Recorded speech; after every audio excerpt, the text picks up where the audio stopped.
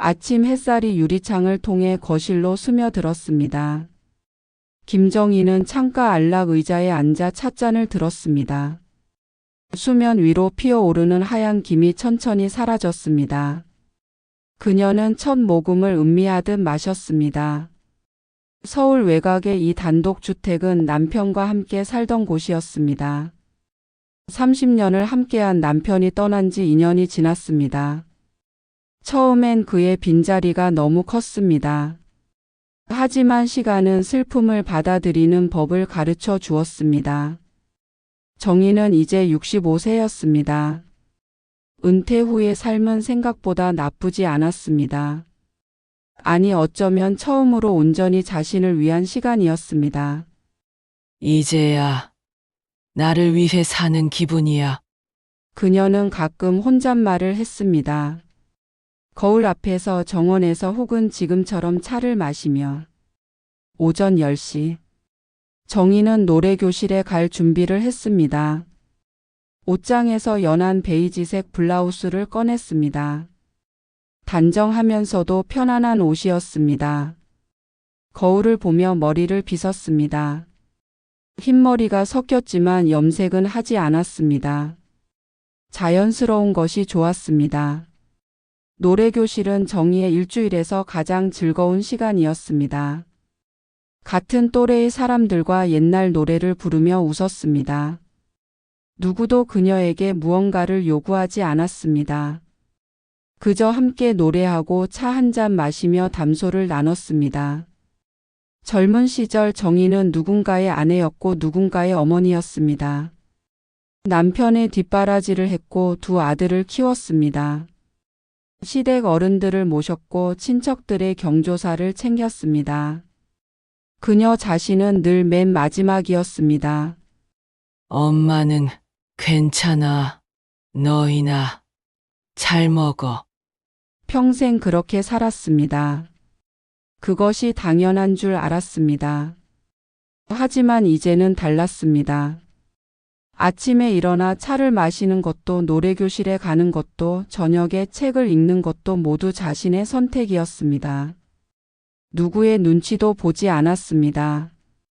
첫째 아들 부부는 차로 30분 거리에 살았습니다. 그들은 한 달에 한두 번 방문했습니다. 며느리는 공손했습니다. 적당한 거리를 유지했습니다. 정희는 그것이 고마웠습니다. 서로를 배려하는 관계였습니다. 어머님, 불편한 거 없으세요? 괜찮단다. 걱정 마라. 짧은 대화였지만 진심이 담겨 있었습니다. 둘째 아들 부부는 첫째 아들 부부네와 정반대편에 살았습니다. 아들은 회사 일로 바빴습니다. 며느리 윤수지는 33세의 젊은 여자였습니다. 4살 난 딸아이를 키우고 있었습니다. 수진이 처음 정희의 집을 찾아왔을 때였습니다. 어머님, 외로우시잖아요. 수진은 밝게 웃으며 말했습니다. 정희는 고개를 저었습니다. 아니야. 나 괜찮아.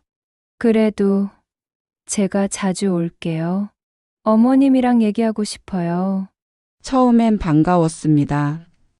며느리가 시어머니를 챙기려는 마음이 기특했습니다. 정희는 차를 내주고 과일을 깎아주었습니다. 그런데 방문이 잦아지면서 무언가 달라졌습니다. 어머님, 지혜 좀 봐주시면 안 될까요? 오늘 약속이 생겨서요. 어머님, 김치 담그셨어요? 우리 집 냉장고가 좀 작아서요. 어머님, 이 냄비 안 쓰시죠? 제가 가져갈게요. 수지는 자연스럽게 정희의 집을 드나들었습니다. 부엌을 뒤지고 냉장고를 열어봤습니다. 마치 자기 집처럼 행동했습니다. 어머님 외로우시잖아요. 그 말이 모든 것을 정당화하는 주문 같았습니다. 정희는 차분히 대응했습니다. 거절하지 못한 건 아니었습니다. 다만 거절할 만큼 큰 일이 아니라고 생각했습니다. 손녀를 돌보는 것도 김치를 나눠주는 것도 할 수 있는 일이었습니다. 하지만 마음 한편에선 불편함이 쌓였습니다. 작은 돌멩이가 신발 속에 들어간 것처럼 자꾸 거슬렸습니다. 어느 날 저녁 정희는 거실 소파에 앉아 책을 읽고 있었습니다. 수진이 손녀를 데리러 올 시간이었습니다. 초인종이 울렸습니다.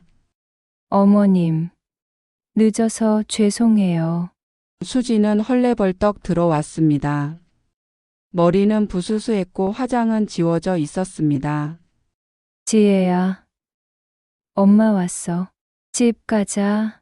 아이는 정희의 품에서 떨어지기 싫어했습니다. 수진은 아이를 안아들었습니다. 그리고 정희를 바라봤습니다. 어머님, 정말 감사해요. 어머님 아니면 어쩔 뻔했어요. 정희는 미소를 지었습니다. 괜찮아. 가거라. 수진이 떠난 뒤 정희는 흩어진 장난감을 정리했습니다. 부엌에선 설거지가 쌓여 있었습니다. 그녀는 천천히 설거지를 했습니다. 물소리가 고요한 집 안에 울렸습니다. 정희는 문득 깨달았습니다. 이 평화는 온전한 평화가 아니었습니다. 누군가의 편의에 의해 언제든 깨질 수 있는 평화였습니다. 그녀는 설거지를 마치고 손을 닦았습니다. 창밖을 바라봤습니다. 어둠이 내려앉고 있었습니다. 이제야 나를 위해 사는 기분이야. 아침에 했던 말이 떠올랐습니다. 그 말이 과연 진심이었을까요? 정희는 안락 의자에 앉았습니다. 오늘은 책을 읽을 기분이 아니었습니다. 그저 가만히 앉아 생각에 잠겼습니다. 평생을 타인을 위해 살았습니다. 이제는 자신을 위해 살고 싶었습니다. 그것이 이기심일까요? 아니면 당연한 권리일까요? 정희는 알 수 없었습니다. 다만 한 가지는 확실했습니다. 무언가 변화가 필요하다는 것. 그날 밤 정희는 오랜만에 잠을 설쳤습니다. 수진의 방문은 점점 잦아졌습니다. 일주일에 한 번이던 것이 이틀에 한 번이 되었습니다. 그러다 이제는 거의 매일이었습니다. 어머님, 집에 계시죠? 초인종도 누르지 않고 들어올 때가 많았습니다. 정희가 문을 잠그지 않는다는 것을 알았기 때문입니다. 어느 날 오후 정희는 거실에서 뜨개질을 하고 있었습니다. 수진이 불쑥 들어왔습니다. 어머님, 이거 좀 보세요. 수진은 정희의 방으로 향했습니다. 정희는 뜨개질 바늘을 내려놓고 따라갔습니다. 이 목걸이 예쁘네요. 안 하시죠? 수진은 서랍장 위에 보석함을 열어보고 있었습니다. 정희는 순간 말문이 막혔습니다. 그 보석함은 남편이 결혼 기념일에 선물한 것이었습니다. 그건 남편이 준 거라서. 아, 그러시구나. 근데 어머님 딸 없으시잖아요. 나중에 저 주실 거 아니에요? 수진은 웃으며 말했습니다. 농담처럼 들렸지만 진담이었습니다. 정희는 대꾸하지 않았습니다. 수진은 보석함을 닫고 다른 서랍을 열었습니다. 와, 여긴 스카프들이 진짜 많네요. 하나만 가지고 가도 돼요? 그래. 정희는 짧게 대답했습니다. 거절할 힘이 없었습니다. 아니, 거절하면 안 될 것 같았습니다. 며느리이니까, 가족이니까. 수지는 연두색 스카프를 골랐습니다. 그것은 정희가 가장 아끼던 스카프였습니다. 감사해요, 어머님. 어머님은 너무 좋으신 분이세요. 며칠 후 수지는 또 찾아왔습니다. 이번엔 손녀를 데리고 왔습니다. 어머님, 오늘도 지혜 좀 봐주세요. 제가 병원 가야 해서요. 무슨 병원? 아, 그냥 검진이요. 금방 다녀올게요. 수지는 아이를 놔두고 나갔습니다. 정희는 손녀와 함께 시간을 보냈습니다. 아이는 천진난만했습니다. 아이는 죄가 없었습니다. 오후 6시가 넘어도 수지는 오지 않았습니다. 정희는 저녁을 차려 손녀에게 먹였습니다. 7시가 되어서야 수진이 나타났습니다. 어머님, 죄송해요. 일이 좀 생겨서요. 수진의 손엔 쇼핑백이 들려 있었습니다. 정희는 아무 말도 하지 않았습니다. 참, 어머님, 요즘 깜빡깜빡 하시는 거 아니에요? 수진이 갑자기 물었습니다. 무슨 소리니? 아니, 제가 지난번에 가지고 간 스카프 달라고 하셨잖아요. 그런데 또 물어보시길래 정희는 그런 말을 한 적이 없었습니다. 수진이 착각하는 것이었습니다. 나는 그런 말 안 했는데. 그러셨어요. 혹시 치매는 아니시죠? 수진은 웃으며 말했습니다. 하지만 그 웃음엔 걱정보다 다른 무언가가 섞여 있었습니다. 제가 자주 올게요. 말동무도 되어 드리고요. 혼자 계시면 그런 거 오잖아요, 치매. 정희는 가슴이 답답했습니다. 하지만 겉으로는 웃어 보였습니다. 그래. 고맙다. 그날 밤 정희는 또 잠을 이루지 못했습니다. 화요일이 되었습니다. 정희는 노래교실에 가려고 준비하고 있었습니다. 수진이 들어왔습니다. 어머님, 어디 가세요? 노래교실. 에이, 오늘은 쉬세요. 제가 왔잖아요. 아니야. 나 가야 해. 어머님, 자꾸 나가시면 피곤하실 텐데요. 집에서 쉬시는 게 좋아요. 수지는 정희의 외출을 말렸습니다. 정희는 결국 노래교실에 가지 못했습니다. 오후 내내 수지는 정희의 집에 머물렀습니다. 텔레비전을 보고 냉장고를 뒤지고 전화 통화를 했습니다. 정희는 자신의 집에서 손님처럼 앉아 있었습니다. 저녁 무렵 수지는 욕실로 들어갔습니다. 정희는 거실에서 가만히 앉아 있었습니다. 갑자기 욕실에서 수진의 목소리가 들렸습니다.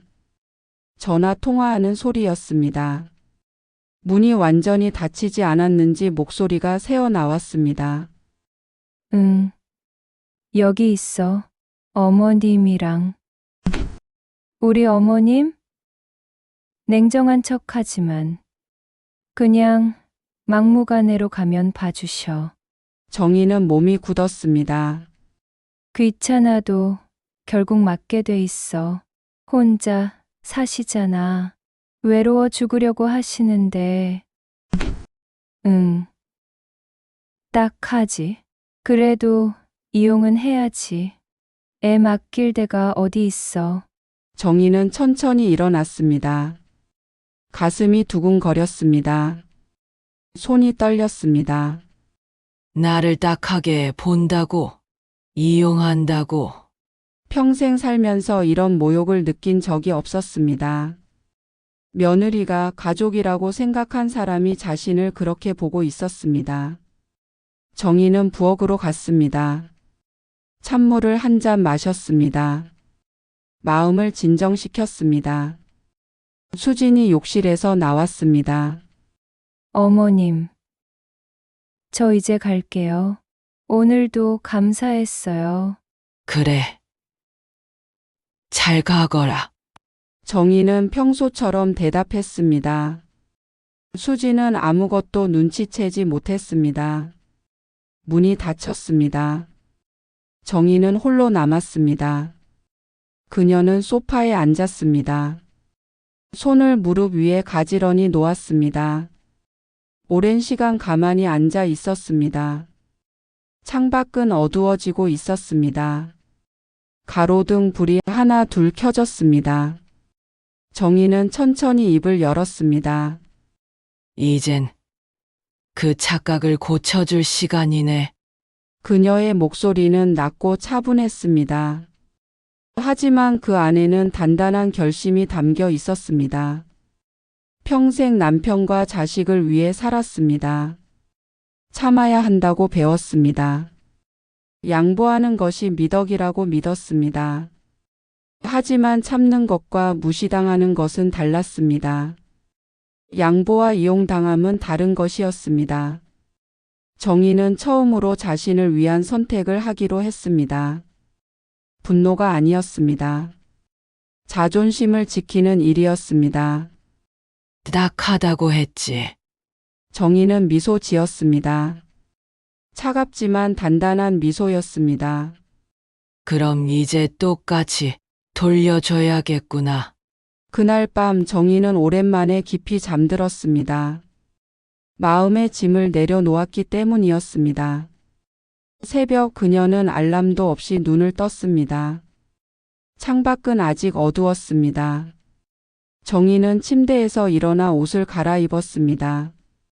거울을 보며 머리를 단정히 빗었습니다. 오늘부터 시작이었습니다. 정희는 먼저 말로 해결하려 했습니다. 대화로 풀 수 있다고 생각했습니다. 수진이 다시 찾아온 날이었습니다. 목요일 오전 정희는 노래교실 가기 전이었습니다. 수진아, 잠깐 앉아라. 정희는 차분하게 말했습니다. 수진은 소파에 앉았습니다. 앞으로는 오기 전에 미리 연락 좀 하렴. 네. 왜요? 내가 외출할 수도 있잖니. 그리고 지혜를 맡기는 것도 미리 얘기해주면 좋겠구나. 수진은 잠시 멈칫했습니다.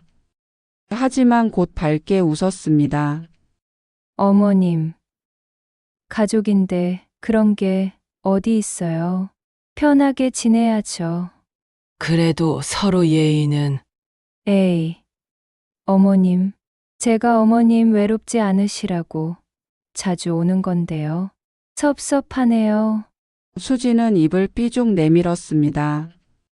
정희는 더 말할 수 없었습니다. 자칫하면 자신이 냉정한 시어머니가 되는 것 같았습니다. 그래. 알았다.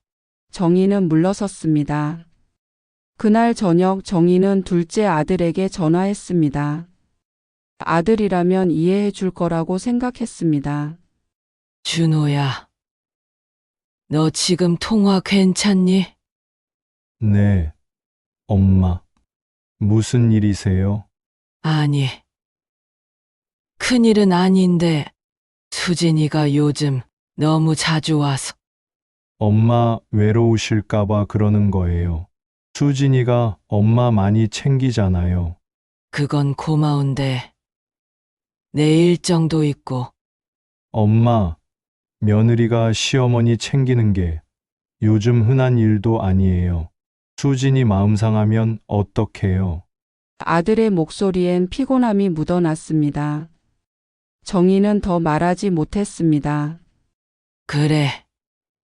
알았다. 나도 그냥 해본 소리야. 전화를 끊고 나니 더 외로웠습니다. 아들은 아내 편이었습니다. 당연한 일이었습니다. 하지만 서운했습니다. 다음 날 정희는 첫째 며느리에게 조심스럽게 말했습니다. 첫째 며느리는 현명한 사람이었습니다. 며느라. 내가 좀 물어볼 게 있는데 네, 어머님. 둘째 며느리가 너무 자주 오면 어떻게 해야 할까? 첫째 며느리는 잠시 생각했습니다. 어머님, 동서분이 효도하시잖아요. 요즘 그런 며느리 없어요. 그건 그런데 어머님께서 예전에 그러셨잖아요. 며느리가 시어머니 잘 챙기는 게 복이라고요. 정희는 말문이 막혔습니다. 자신이 했던 말이었습니다. 평생 그렇게 살아왔고 그렇게 가르쳤습니다. 그냥 좀 힘들어서. 어머님 나이 드시면 가족이 자주 봐야죠. 혼자 계시는 것보다 훨씬 좋은 거예요. 첫째 며느리도 이해하지 못했습니다. 아니, 이해하려 하지 않았습니다. 정희는 깨달았습니다. 아무도 자신의 말을 들어주지 않는다는 것을. 모두가 수진의 행동을 칭찬했습니다. 효도한다고, 착하다고, 정성스럽다고. 그 주말 온 가족이 모였습니다. 정희의 생일이었습니다. 식탁에서 첫째 며느리가 말했습니다. 어머님, 동서가 정말 대단해요. 어머님 매일 찾아뵙고. 맞아요. 요즘 이런 며느리 없어요. 수지는 겸손한 표정을 지었습니다. 당연한 거려. 어머님 혼자 계시는데. 모두가 수진을 칭찬했습니다. 정희는 웃으며 고개를 끄덕였습니다. 하지만 속은 텅 비어가는 것 같았습니다. 저녁 식사 후 정희는 화장실에 갔습니다. 거울을 봤습니다. 65년을 살아온 얼굴이 비쳤습니다. 내가 뭘 잘못했을까? 왜 아무도 내 말을 들어주지 않을까? 정희는 손을 씻으며 생각했습니다. 혹시 자신이 예민한 걸까? 나이가 들어 심술이 난 걸까? 거실로 돌아왔을 때 수진의 목소리가 들렸습니다. 어머님은 좋으시겠어요. 이제 편히 쉬시기만 하면 되니까. 그러게. 우리는 애 키우고 일하고 정신없는데. 어머님 나이엔 외로움이 제일 문제죠. 제가 자주 가서 말동무 되드려야 해요. 정희는 문 앞에서 멈췄습니다. 손녀가 수진에게 물었습니다. 엄마, 할머니는 왜 혼자 사세요? 할아버지가 돌아가셨단다. 그래서 외로우신 거야. 불쌍해. 응. 불쌍하지. 그래서 엄마가 자주 가는 거야. 정희는 천천히 뒷걸음질 쳤습니다. 복도 끝으로 갔습니다. 벽에 기댔습니다. 불쌍하다. 외롭다. 딱하다. 그 단어들이 머릿속을 맴돌았습니다.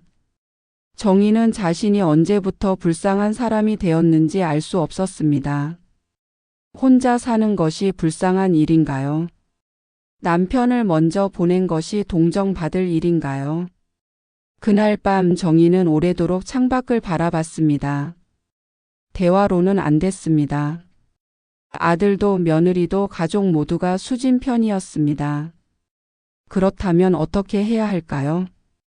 정희는 문득 수진이 했던 말을 떠올렸습니다. 막무가내로 가면 봐줘. 귀찮아도 결국 맞게 되어 있어. 그 말이 계속 귓가에 맴돌았습니다. 정희는 천천히 고개를 끄덕였습니다. 그래, 그녀는 작게 중얼거렸습니다. 똑같이 해주면 되겠구나. 말이 통하지 않는다면 행동으로 보여줘야 했습니다. 불편함을 말로 설명할 수 없다면 직접 느끼게 해야 했습니다. 정희는 처음으로 자신을 위한 복수를 결심했습니다. 화려하거나 격렬한 복수가 아니었습니다. 그저 받은 만큼 돌려주는 것. 그녀는 달력을 펼쳤습니다. 내일은 금요일이었습니다. 내일부터 시작하자. 정희는 침대에 누웠습니다. 이번엔 잠이 잘 왔습니다. 마음의 답을 찾았기 때문이었습니다. 새벽 알람이 울렸습니다. 정희는 일어나 씻었습니다. 옷장에서 편한 옷을 꺼내 입었습니다. 거울을 보며 머리를 빗었습니다. 오늘은 립스틱을 바르지 않았습니다. 가방을 챙겼습니다. 수첩과 물통 그리고 여분의 옷. 오전 7시 정희는 집을 나섰습니다. 수진의 집으로 가는 길이었습니다. 오전 7시. 수진의 집 앞이었습니다. 정희는 초인종을 눌렀습니다. 한참을 기다렸습니다. 문이 열렸습니다. 어머님? 수진은 잠옷 차림이었습니다. 머리는 헝클어져 있었습니다. 눈은 제대로 뜨지 못하고 있었습니다. 수진아, 자고 있었니? 나 놀러 왔다. 정희는 밝게 웃으며 들어갔습니다. 수진은 황급히 거실을 정리했습니다. 어젯밤 먹던 과자 봉지와 아이 장난감이 널브러져 있었습니다. 어머님. 미리 말씀하시지. 가족인데 그런 게 어디 있니? 편하게 지내야지. 정희는 수진이 했던 말을 그대로 했습니다. 수진은 어리둥절한 표정이었습니다. 정희는 부엌으로 갔습니다. 냄비가 어디 있니? 네. 저기 서랍에. 아, 찾았다. 근데 이 그릇은 뭐야? 예쁘네. 어디서 샀니? 정희는 그릇을 하나하나 꺼내 살폈습니다. 수진은 멍하니 지켜봤습니다. 냉장고에. 이거 먹어도 돼. 네. 그런데 어머님. 아휴. 내가 도와주려는 거야. 너 아침 안 먹었지? 정희는 냉장고를 뒤지기 시작했습니다. 수진은 당황한 얼굴로 서 있었습니다. 정희는 간단히 미역국을 끓였습니다. 그리고 식탁에 앉았습니다. 같이 먹자. 네. 식사 후 정희는 거실 소파에 앉았습니다. 수진아, 요즘 어떻게 지내니? 네. 그냥. 아이 키우기 힘들지? 나도 너희 아빠 키울 때 힘들었어. 정희는 한참을 이야기했습니다. 수진은 고개를 끄덕이며 들었습니다. 아니, 듣는 척했습니다. 오후가 되었습니다. 정희는 자리에서 일어나지 않았습니다. 어머님. 오늘은 노래교실 안 가세요? 오늘은 쉬기로 했어. 내가 있으니까. 수진의 얼굴에 당황한 기색이 스쳤습니다. 저녁이 되었습니다. 정희는 태연하게 말했습니다. 수진아, 오늘 여기서 자고 갈게. 네. 어머님. 하지만 어머님 댁이 더 편하실 텐데. 아니야. 괜찮아. 가족인데 뭐. 그날 밤 정희는 작은 방에서 잤습니다. 수진은 남편과 속닥거렸습니다. 여보. 어머님이 갑자기 왜 이러시는 거야? 엄마가 외로우신가 보지. 그래도 갑자기 오셔서. 효부인 내가 좀 챙겨줘. 혼자 사시니까 그러시는 거야. 수진은 한숨을 쉬었습니다. 다음 날 아침도 정희는 일찍 일어났습니다. 부엌에서 아침을 준비했습니다. 수진이 나왔을 때 이미 상이 차려져 있었습니다. 어머님. 제가 할게요. 아니야. 내가 해야지. 너 피곤하잖아. 정희는 그날도 수진의 집에 머물렀습니다. 며칠이 지난 후에야 돌아갔습니다. 그리고 이틀 뒤 정희는 다시 찾아갔습니다.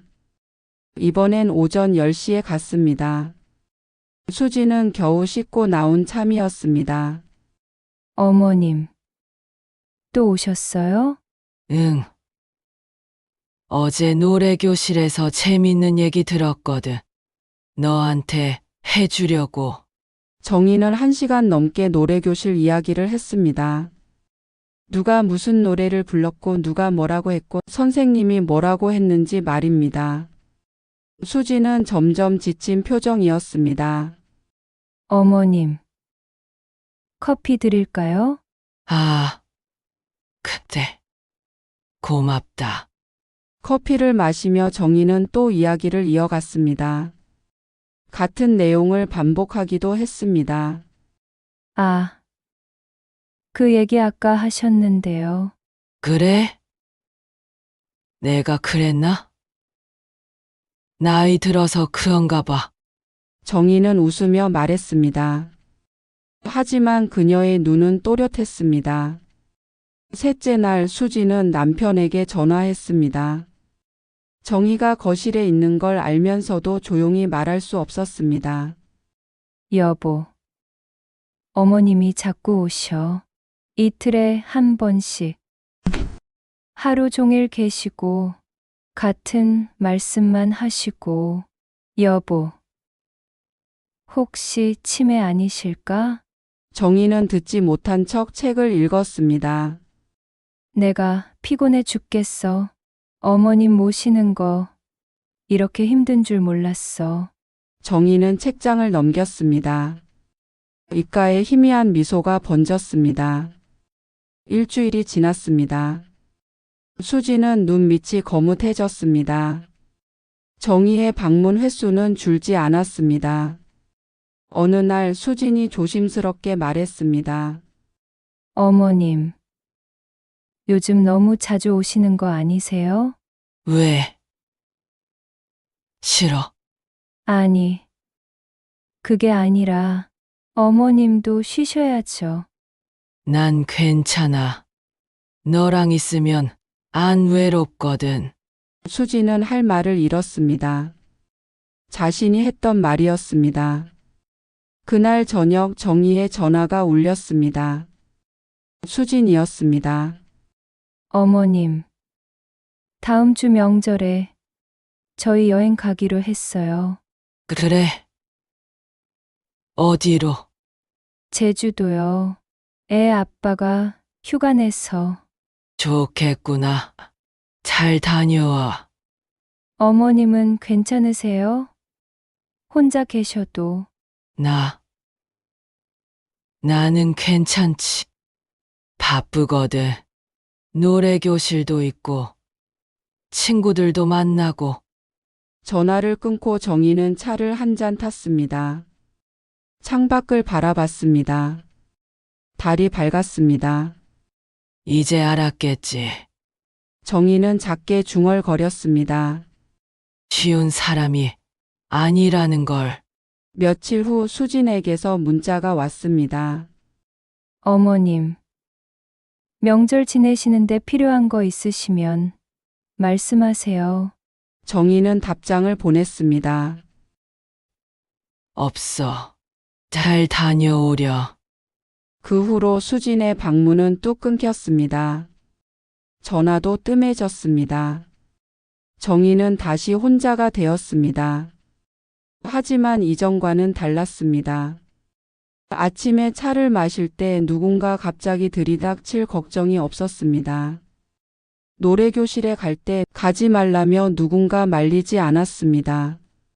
저녁에 책을 읽을 때 진정한 고요가 있었습니다. 정희는 노트를 꺼냈습니다. 오래전부터 쓰고 싶었던 회고록이었습니다. 첫 문장을 적었습니다. 나를 딱하게 본 사람에게 나는 웃으며 돌려주었다. 그녀는 펜을 내려놓고 창밖을 봤습니다. 복수는 분노가 아니었습니다. 자존심을 지키는 일이었습니다. 그리고 그것은 성공했습니다. 명절이 지나고 일주일이 흘렀습니다. 수진에게서 연락은 없었습니다. 정희는 신경 쓰지 않았습니다. 아침이 왔습니다. 정희는 평소처럼 일어났습니다. 창문을 열었습니다. 신선한 공기가 방 안으로 들어왔습니다. 차를 끓였습니다. 찻잔을 들고 창가에 앉았습니다. 아무도 방해하지 않았습니다. 이 시간이 온전히 자신의 것이었습니다. 이제야 진짜 평화구나. 정희는 작게 웃었습니다. 예전의 고요와는 달랐습니다. 예전엔 언제든 깨질 수 있는 평화였습니다. 누군가 갑자기 들어올까 불안했습니다. 하지만 지금은 달랐습니다. 이 평화는 스스로 지켜낸 것이었습니다. 오전 10시 정희는 노래교실로 갔습니다. 오랜만이었습니다. 정희 씨 요즘 안 보이시더니 어디 다녀오셨어요? 친구들이 반갑게 맞아주었습니다. 응. 좀 바빴어. 집안일로. 이 나이에 무슨 집안일이 그리 많아요. 친구들이 웃었습니다. 정희도 함께 웃었습니다. 노래를 부르며 정희는 가슴이 후련했습니다. 목소리가 이전보다 더 크게 나왔습니다. 마음이 가벼워져서였습니다. 쉬는 시간 한 젊은 강사가 다가왔습니다. 어르신, 오늘 표정이 정말 밝으세요. 그래? 기분이 좋아서 그런가 봐. 무슨 좋은 일 있으셨어요? 정희는 잠시 생각했습니다. 좋은 일이라기보다는 배운 게 있어서. 뭘 배우셨는데요? 가족이라도 선은 필요하다는 것. 가까움보다 중요한 건 서로의 존중이라는 것. 젊은 강사는 고개를 갸우뚱했습니다. 정희는 웃으며 말을 이었습니다. 나이 들면 알게 될 거야. 양보와 무시당하는 건 다르다는 것. 그날 저녁 정희는 서재에 앉았습니다. 오래전부터 쓰고 싶었던 회고록을 펼쳤습니다. 첫 장에는 이미 한 문장이 적혀 있었습니다. 나를 딱하게 본 사람에게 나는 웃으며 돌려주었다. 정희는 두 번째 문장을 적기 시작했습니다. 복수는 분노가 아니었다. 자존심을 지키는 일이었다. 펜을 움직이는 동안 지난 날들이 스쳐 지나갔습니다. 평생 누군가를 위해 살았던 시간들. 자신은 늘 뒷전이었던 날들. 하지만 이제는 달랐습니다. 며칠 후 첫째 아들이 찾아왔습니다. 엄마, 동생네 요즘 어떤가요? 잘 지내더라. 명절에 여행 갔다고 하던데. 아, 그거요? 수진이가 갑자기 여행 가자고 했다는데. 엄마는 괜찮으셨어요? 나는 바빴어. 노래교실도 다니고, 친구들도 만나고. 첫째 아들은 안심한 표정이었습니다. 엄마가 건강하게 지내시니까 우리도 안심이에요. 정희는 차를 내왔습니다. 아들과 마주 앉았습니다. 얘야, 엄마 하나 물어볼 게 있다. 네, 말씀하세요. 혼자 산다고 불쌍한 건가? 아들은 잠시 멈칫했습니다. 아니요, 그런 뜻이 아니라. 엄마는 불쌍하지 않아. 외롭지도 않고. 이제야 내 삶을 사는 기분이야. 정희의 목소리는 단호했습니다. 아들은 처음으로 어머니의 진심을 들었습니다. 알겠어요, 엄마. 가족이라고 해서 무조건 참아야 하는 건 아니란다. 서로 존중해야지. 아들은 고개를 끄덕였습니다. 그날 이후 아들들의 태도가 조금씩 달라졌습니다. 방문하기 전엔 미리 연락했습니다. 정희의 일정을 물었습니다.